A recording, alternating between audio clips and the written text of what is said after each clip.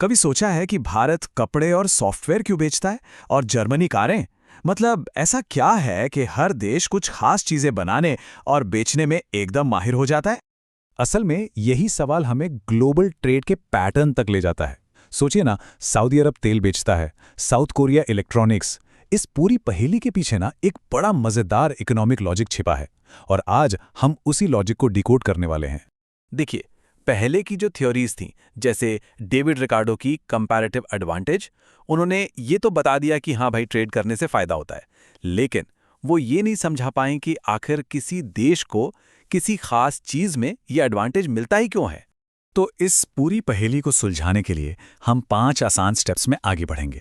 सबसे पहले हम देखेंगे कि यह व्यापार की दुनिया है क्या, फिर समझेंगे हेक्सचर ओलन का नियम, उसके बाद 2 बड़े ज़रूरी कॉन्सेप्ट्स हैं, प्रचुरता और गहनता, फिर एक बड़ा मज़ेदार ट्विस्ट आएगा लियोनेटिव्स पैराडॉक्स के रूप में, और आखिर में हम ये समझेंगे कि देश असल में अपनी ताकतों का व्यापार करते कैसे हैं।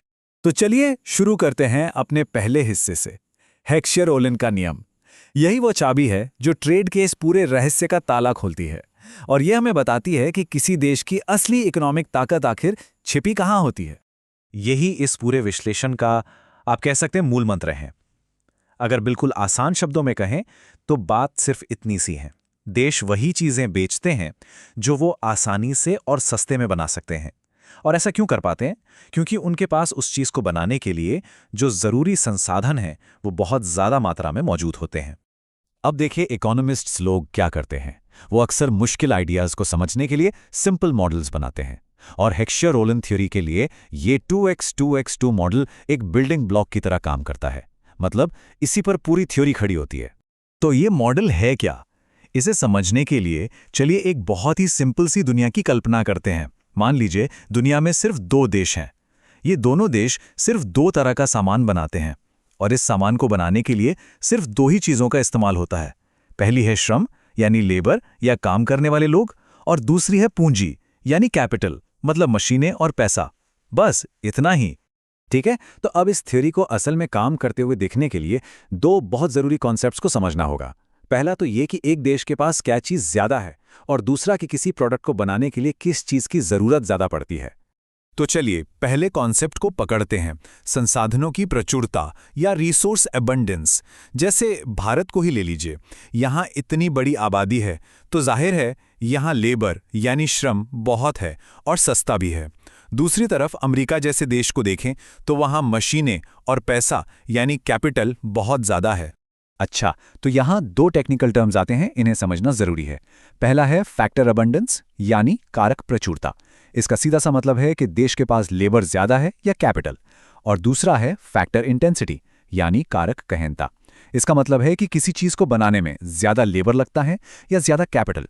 जैसे कपड़ा बनाने में आप जानते हैं बहुत सारे मजदूर लगते हैं, तो वो हो गया लेबर इंटेंसिव या श्रम गहन। तो फिर पूरा लॉजिक जुड़ता कैसे है? देखिए, बहुत सीधा सा है। मान लीजिए एक देश है जिसके पास लेबर बहुत ज़्यादा है, तो वो देश क्या करेगा? वो लेबर इंटेंसिव सामान जैसे कि कपड़े बनाने में स्पेशलाइज करेगा। क्यों? क्योंकि वो उससे बहुत सस्ते में बना पाएगा, और बस यही कम लागत उससे ग्लोबल मार्केट में एक ज़बरदस्त कंपैरेटिव एडवांटेज दे देती है। अब थियरी तो सुनने में बड़ी ज़बरदस्त लगती है ना? लेकिन सवाल ये है कि क्या ये असल दुनिया में भी काम करती है? क्योंकि जब इस थियरी को टेस्ट किया गया ना, तो जो नतीजे आए वो काफ़ी चौंकाने वाले थे। और यहीं से हम आते हैं अपने तीसरे हिस्से पर, लियोनेटिव पैराडॉक्स। तो कहानी में एक ट्विस्ट आता है साल 1953 में। इस साल एक इकोनॉमिस्ट थे, वैसिली लियोनेटिव। उन्होंने सोचा चलो इस हेक्सचर ओलन थियरी को जरा असली डेटा पर, अमेरिकी इकोनॉमी पर टेस्ट करके देखते हैं। अब यहाँ एक सवाल बनता है। उस वक्त अमेरिका दुनिया का सबसे ज्यादा कैपिटल अबंडेंट देश था, मतलब वहां पूंजी की कोई कमी नहीं थी। तो थ्योरी के हिसाब से अमेरिका को क्या एक्सपोर्ट करना चाहिए था? सिंपल है, कैपिटल इंटेंसिव सामान, जैसे बड़ी बड़ी मशीनें, भारी भरकम इक्विपमेंट, है ना? मगर लियोनेटिव ने जो पाया उसने तो सबको एकदम हैरान कर दिया। डेटा दिखा रहा था कि अमेरिका असल में कैपिटल इंटेंसिव सामान इंपोर्ट कर रहा था और लेबर इंटेंसिव सामान एक्सपोर्ट कर रहा था। मतलब थ्योरी से एकदम उल्टा। और इसी को इकोनॉमिक्स में लियोनेटिव पैराडॉक्स के नाम से जाना जाता है। तो सवाल यह है कि इस पैराडॉक्स ने हमें सिखाया क्या?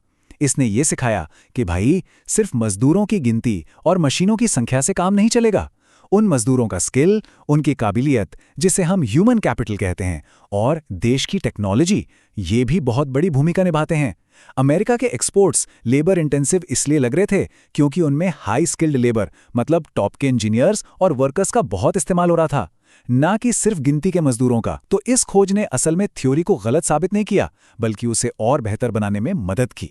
तो चलिए अब इन सारी बातों को जोड़ते हैं और बड़ी पिक्चर को देखते हैं। आखिर में ये हेक्सचर-ओलिन थ्योरी हमें ग्लोबल ट्रेड के बारे में सबसे ज़रूरी और सबसे पावरफुल चीज़ क्या सिखाती है? वो हमें ये बताती हैं कि जब देश आपस में सामान का ट्रेड करते हैं ना, तो वो असल में सिर्फ सामान का ट्रेड नहीं कर रहे होते, वो अपने फैक्टर्स ऑफ प्रोडक्शन यानी अपने संसाधनों का ट्रेड कर रहे होते हैं। कहने का मतलब है, देश अपनी ताकत को एक्सपोर्ट करते हैं और अपनी कमजोरियों को इंपोर्ट कर लेते हैं। इसे इस टेबल से समझिए, बिल्कुल क्लियर हो जाएगा।